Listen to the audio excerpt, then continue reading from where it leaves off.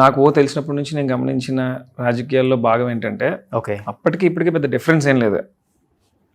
అప్పుడు తెలుగుదేశం పార్టీ వాళ్ళు, కాంగ్రెస్ పార్టీ వాళ్ళు ఎంత తిట్టుకున్నా ఏం చేసినా పర్సనల్గా వచ్చేటప్పటికి ఎంతో కొంతమందికి స్నేహభావాలు అవి కూడా ఉండేవి. వ్యక్తిగతంగా వచ్చేటప్పటికి మనిషి కోసం నిజమే మాట్లాడేవారు. అవును. ఇప్పుడు కూడా అవన్నీ కొనసాగట్లేదని ఏం లేదు, కొనసాగుతూ ఉంది. కానీ అప్పటికి ఇప్పటికి ఉన్న మేజర్ డిఫరెన్స్ ఏంటంటే ఫైనాన్షియల్గా పాలిటిక్స్ మారిపోవటం అనేది దురదృష్టకరం. ఆ రోజు నిజంగా నాయకుడు చేసినటువంటి మంచిని చూసి గమనించి మాత్రమే ఓటు వేసేవారు ఓకే ప్రజలు. కానీ ఈరోజు నిజంగా ఓపెన్గా మాట్లాడుకోవాలంటే అంటే మీరు ఇందాక యువత కోసం కూడా మాట్లాడారు కాబట్టి చెప్తా ఉన్నా.